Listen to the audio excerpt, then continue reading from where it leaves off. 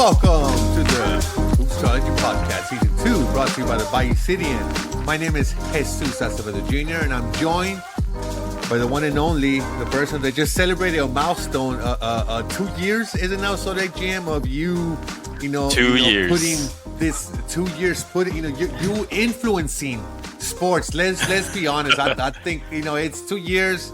People know about Zodiac GM. You started just basketball and then football, and now things are starting to come true. And it's just, I think the recognition you've gotten. Come on, let's be honest. Got to give you some flowers. Hopefully, you've been on ESPN. You've been on ESPN. You've been on the Daily News. So yeah. Congrats on that. Sorry, congrats. Yeah, appreciate it. Thank you. Hopefully it keeps growing and growing. I mean, to an even bigger audience. So, let's hope this becomes a staple in the sports world, But I think something that I think it's fair to say is I think that you're also thankful of the people that are open to listening to your talk about this and, tweet about this and, your hypothesis. Like people, some maybe didn't believe at first, and then some came around, and then some just started connecting to the stars themselves. So I think you're also grateful for the fans that they listen to you, Oh, for sure. Yeah, I've been getting messages, with the kind words and everything, and I'm always grateful for that, So, yeah, like today, for example, from a Twitter user, Jatavius, he sent out a message, and I was that really, made me proud of seeing others that's actually keeping an eye on some of the things I post and kind of get a feel of what it's all about. And I think that's the whole purpose of creating the Twitter account, so the audience can see, and get a different side of things, right? Different perspective, right?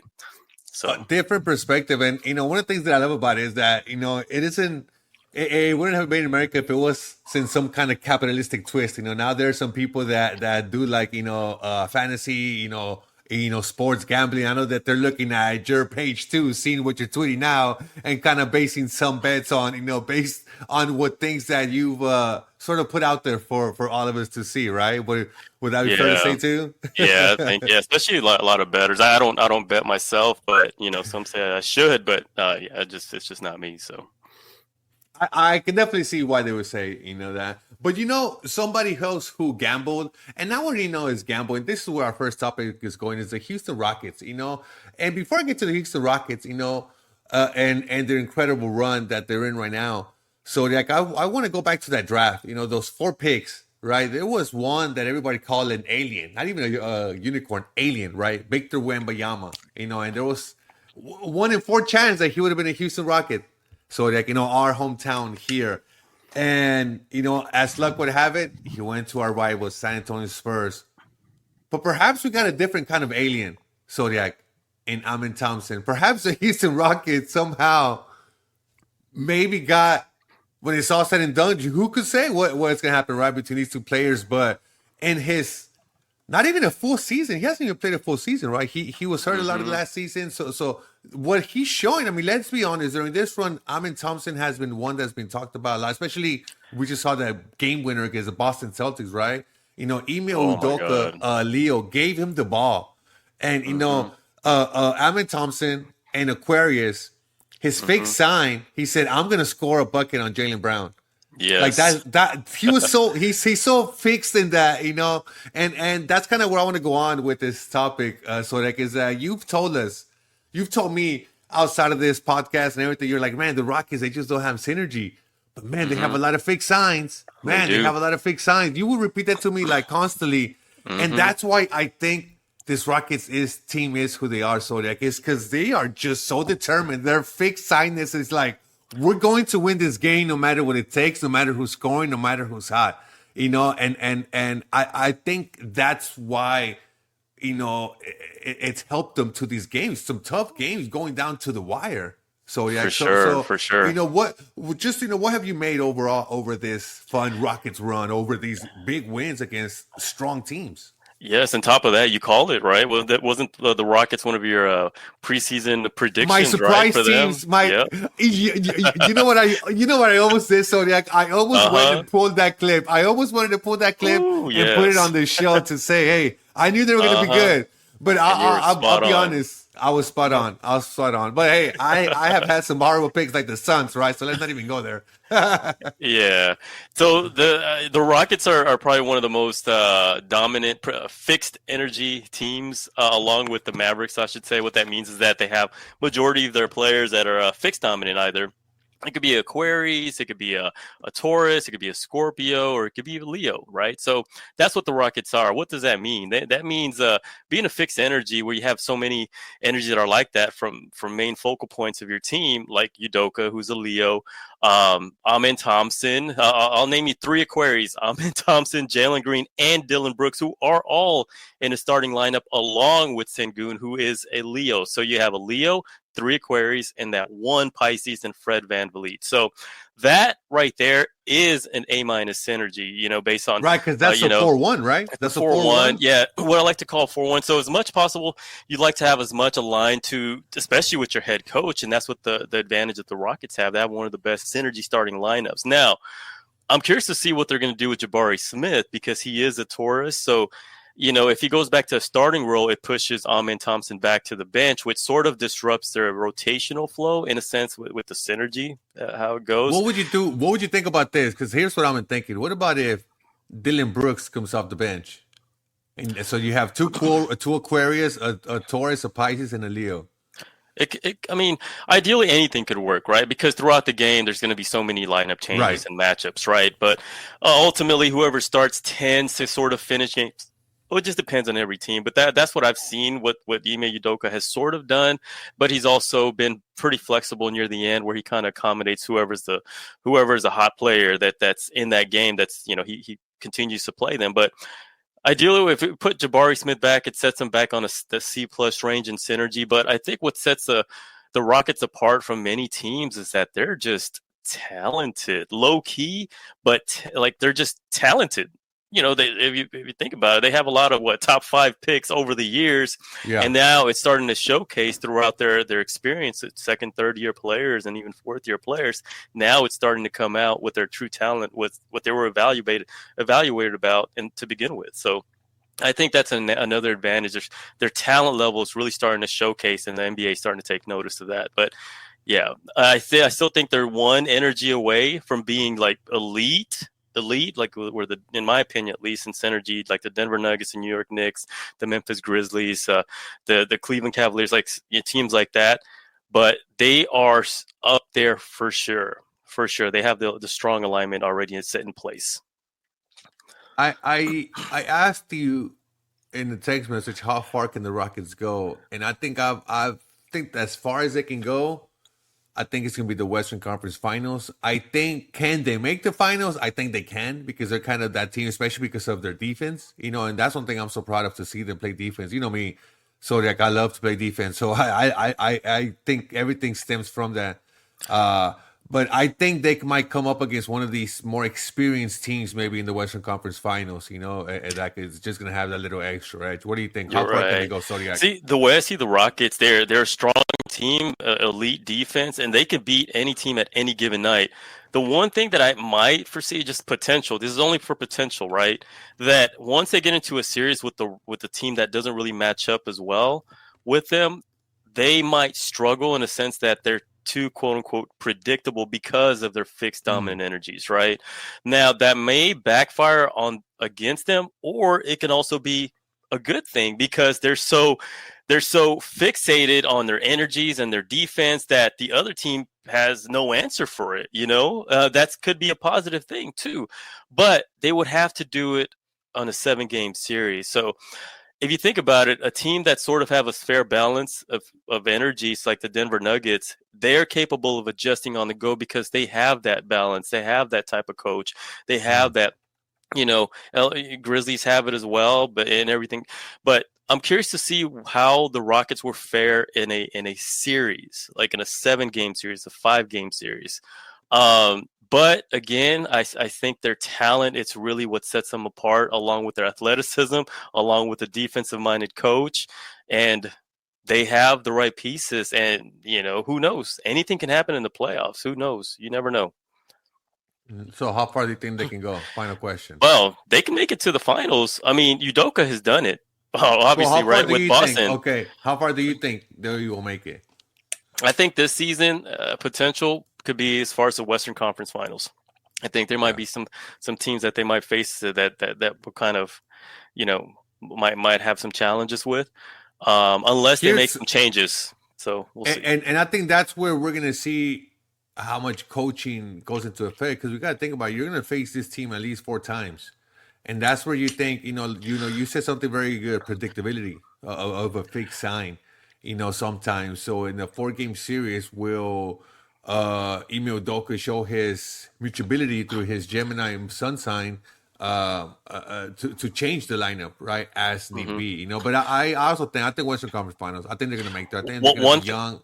Uh huh. One thing to note, I want to know real quick, is that their bench unit is actually really really good. So I feel like Udoka already knows this, and if he can utilize his bench to benefit, throughout a game, would be a good thing because their bench are all compatible. From Cam Whitmore, say the normal Rocket starting 5 stars, and then you sit out the top four. You leave Van Vliet in there. If you leave Van Vliet in there with Cam Whitmore, with either Jay Sean Tate, with either um, Steven Adams, Jabari Smith Jr. I mean, that's a strong core right there. So if they can find a way to utilize that kind of combination, that could be an advantage for them because their starting unit, yes, is fixated, right? It's a lot of fixed energies, but their bench is where really the strength of their team is. Got it. Hey, I'm gonna pause it real quick. Okay. All right. So we both said Western Conference Finals. Let's hope they make it that far. That'll be some fun games. Because let's be honest, these close games have been fun. And you know who played in his share of Western Conference Finals was Andre Iguodala during his run with the Golden State Warriors, and that's our next topic. Because the Golden State Warriors, so they've decided to retire Andre Iguodala's jersey, and I thought about it and I was like, did he play long enough? But I mean, eight seasons, right? When I looked it up, I was like, yeah, he was there long enough. But I think more so than everything is, I think, what, 6 out of the 8 seasons, they were like one of the top teams, right? They're in his run. Mm-hmm. There, four titles, an NBA Yep. Finals MVP. One of only 11 players to win 4 NBA titles and have an NBA Finals MVP. And there's some pretty elite company in there. Jordans, Duncans, your Curry's, obviously as well. Kareem's. Uh, so it's what I wanted to ask about Andre Iguodala. I know I think he was an Aquarius if I'm not mistaken. Yes. Yes. Aquarius. So he was one of those players that I think he had the talent to be a one, right? And I think that's what he tried to be in Philly, and at times it went okay, but I think once he found out that how he could best use his talent, you know, it's especially when he went to Denver, and I always feel there was some miss because the Houston Rockets. I don't know if you remember, they almost signed him before he went to You're Golden right. State, or not. I think it was before he went to Golden State. But I think because he remembered playing in the series against Golden State and he saw how much fun they were having, he decided to go sign. But yeah, what can you tell us about the kind of energy in Andre Iguodala? And I know during that run, Golden State was a lot of water signs, so I think that's why he just fits so good with his energy, but also with his skills and what they wanted out of him, right? Yeah, I think the advantage that Iguodala had, that was pretty much Steve Kerr's right hand man. So Steve Kerr is a Libra and Iguodala's an Aquarius. So they're both air signs, right? So that's a very strong connection right there. So as as you experience throughout the playoffs, you can get a sense that Steve Kerr would always count on him as a veteran leadership. So the way I analyze this Golden State Warriors team, they're sort of an anomaly, right? Based on the past championship teams over, I would say, the last 15 years that I've studied. So the reason why I mention that is because they actually won the championship, not, in my opinion at least, not because of their synergy, but because of their talent, right? And experience. So if I was to do a rating, there would be more of a neutral synergy, right? So Mm. because they had a fair balance of energies that were opposing, but those energies that were opposing were of adaptable, mutable energies, such as Stephen Curry, Draymond Green, that were both Pisces, both mutable energies. So that alone is a benefit for them. And top of that, they utilize a lot of Draymond Green running that team, right? That sort of point forward. So Steve Kerr was able to find that right combination, but he had the elite shooters on his side.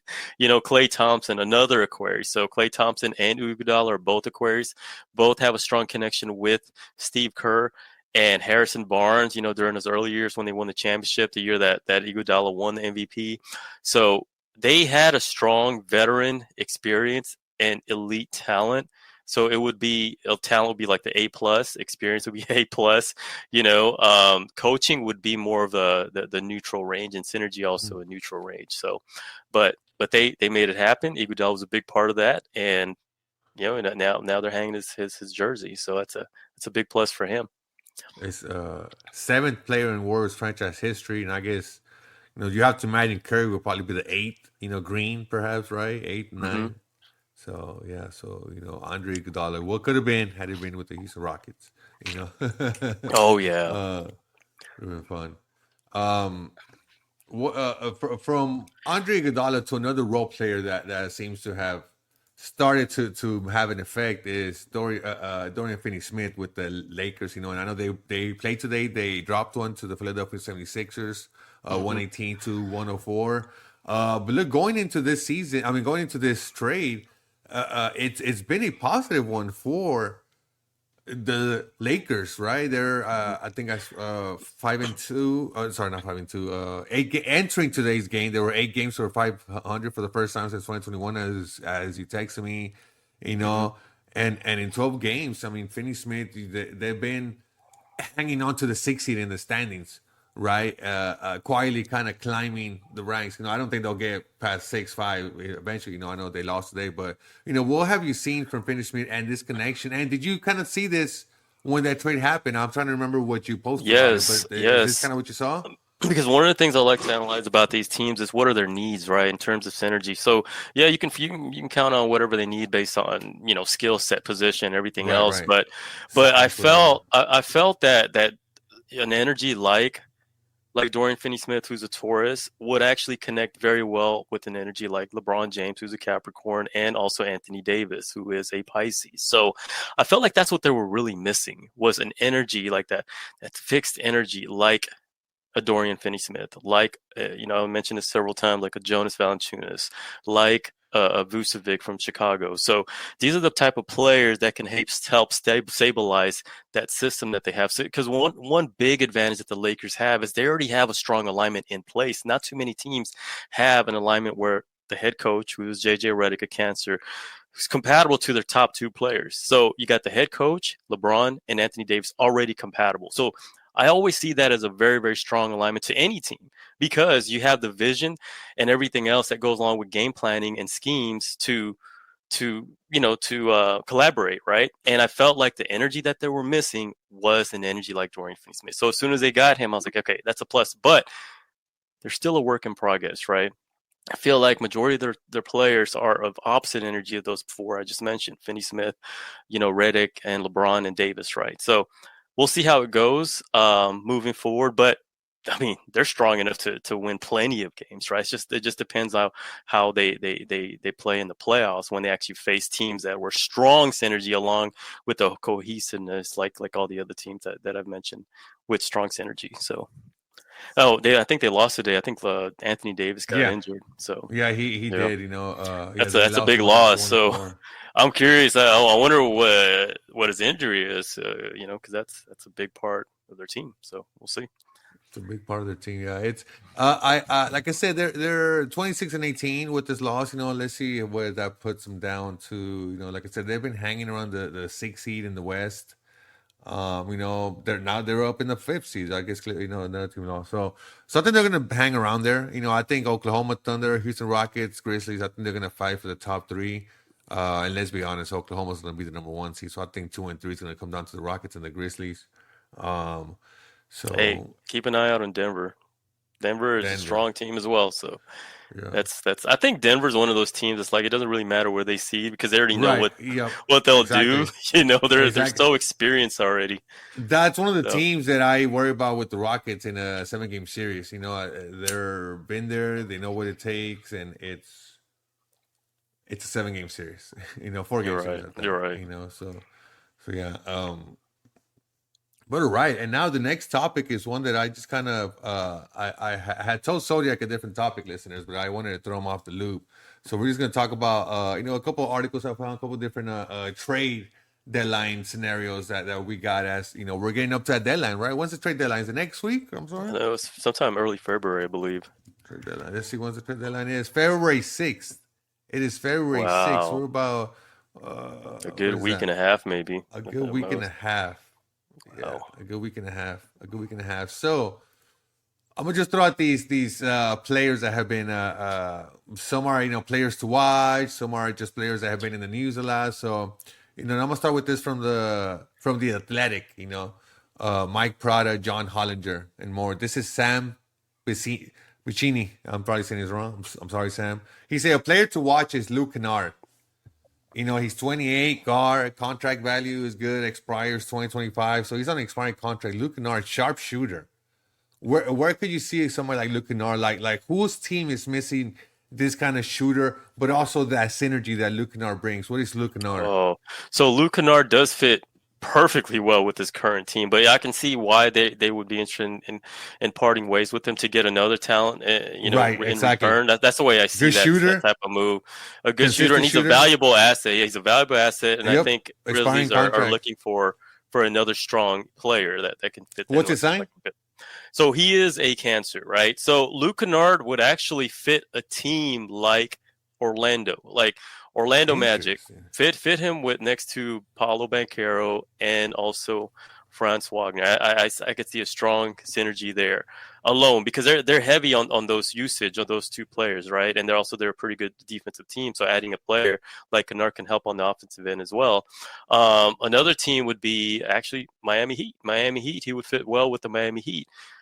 Cancer Energy would connect very well with Coach Spoelstra, who's a Scorpio, so that Cancer Scorpio connection, along with Khalil Ware, who's a Taurus. So he would fit very, very well with that group if Jimmy Butler was to get traded away, right? So I don't know if it would be with him or with another team, but Kennard would eventually fit well with a team like Miami. So yeah, so those are two teams I feel like that would be a strong connection for.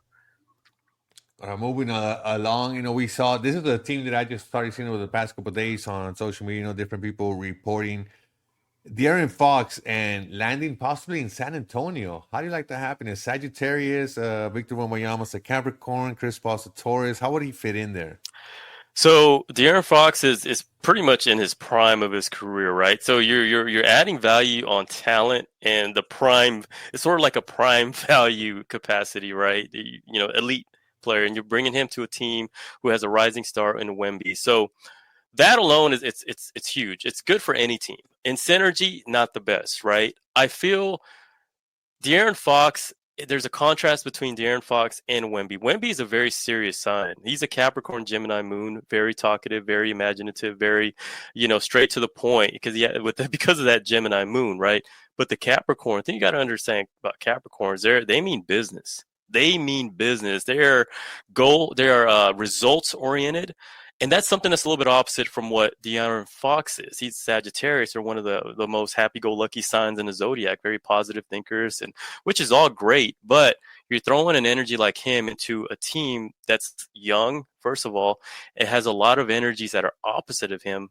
But so you kind of have to balance that out with his skill set and talent and the prime value of what he brings to the team. So synergy, I would give it a neutral, like a B- synergy. Talent, of course, upgrades to an A+ skills, so everything else it's upgrades on that level. But synergy, not the best. In my opinion, if there was a straight one-on-one swap that can benefit two teams that includes Aaron Fox, Milwaukee Bucks. I mean, for Bradley Beal, of course, that's never going to happen. I'm just saying hypothetical, right? If you do a swap for Fox and not Beal, did I say Beal? Dame Lillard for Milwaukee, right? If you do a straight swap, Fox and Milwaukee would be a great fit, and Lillard would be a great fit for a team like the Kings with Doug Christie running that team, who's a Taurus. So, Taurus Cancer connection is very strong, and he can actually lead that team. Another energy I was thinking was De'Aaron Fox to Atlanta for Trae Young. Trae Young to the Kings. Wow, that's another big plus in synergy improve, and likewise for Atlanta too. But Those are just two hypotheticals, straight, star to start point guard swaps. Okay. Here's another one from Sam over at The Athletic. Player to watch, Colin Sexton. He's carrying his contract expires in 2026. Maybe somebody that could pick him up. It's a good player to have off the bench.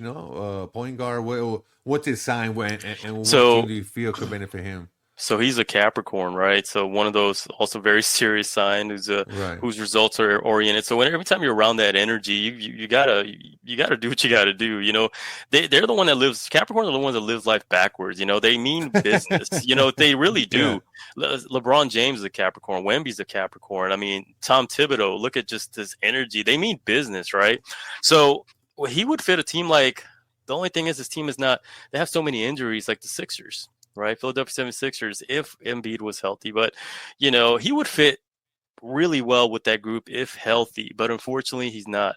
He's not, or the Philadelphia Sixers are having some health injuries right now at this moment. So another team I would see him. Miami would also work pretty well. Who would have good connection with Coach Spoelstra.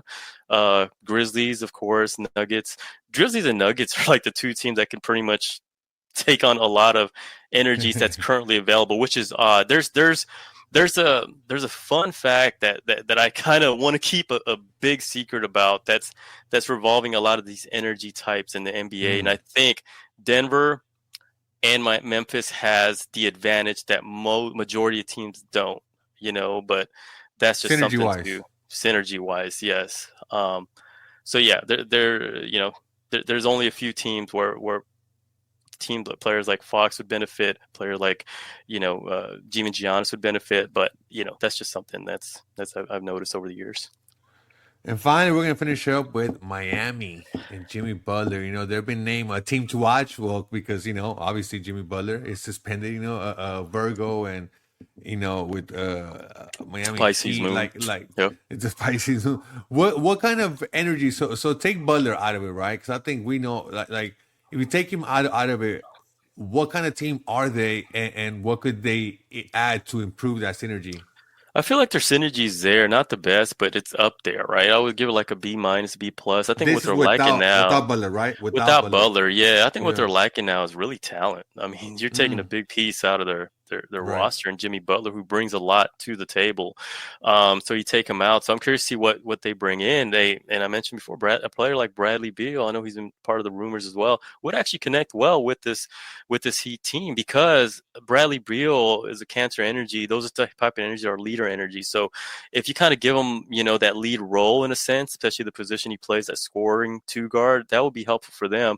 But I feel like there's a conflict or contrast, I should say, in energies that reflects with Tyler Hero with this roster in particular. But he's one of their go-to guys, of course, and so far it's working. But I feel like in terms of synergy, I feel like they can improve in that aspect. One thing I do want to note, a player like Butler, him being a double mutable signs. So we've mentioned and we've discussed this a lot. The mutable energies are all about adaptability, right, and flexibility, right. But one thing a lot of people may not know is that the energies that are mutable dominant, that they have the capacity to end things. Okay. And what I mean by that is because of that flexibility, they can end things on the spot. And if a team is needing an organization, it's just hypothetical, right? If they need to make a structure change, a culture change, it might be best to hire someone with a mutable sign, because they have the capacity to make things happen and change things. Because of that, they can end things and they can start something new because of whatever it is. A good case in point, Daryl Morey, when he was GM with the Houston Rockets. Exactly. Wheeling and dealing. Yeah, they can make things happen. And, another Virgo, James Harden, he ended it, and because he wanted, to make a change. And that's what I mean by mutable energies. And of course, this is going to be off topic, but Donald Trump, double mutable, the Gemini Sagittarius, and making changes. But of course, this is that's outside of basketball. But my point being is that mutable energies have that capacity to do that change and end things on the go, even in real life too. In relationships or whatever the case is. That's part of their energy trait. So yes, adaptability and flexibility is good, but out of all signs, they can end it as well. So That's what you know. That's what you're actually seeing it right now. You're experiencing that right now with Jimmy Butler. We'll see where Jimmy Butler ends up. I think if he doesn't get traded, he might just not play for the rest of the season. They might suspend him. Yeah, I feel like if there was a trade him, his best case scenario out of the teams I've heard, I think Phoenix would be his best option. You know, because I know he did mention that he's not interested in Memphis. I don't know why. I think Memphis would be the best fit for him. Nuggets, of course, would be a best fit for him. But if they're out of the picture, hey, Suns would work. I think he would be an upgrade over Beal for sure in terms of synergy. Yes. Yeah, we'll see what happens. Any final parting words? Follow us on Hoopstrology and the Zodiac GM on Twitter X. Follow me, Jesus_Acevedo Jr. And follow the Bayou City. And don't forget to subscribe. See you.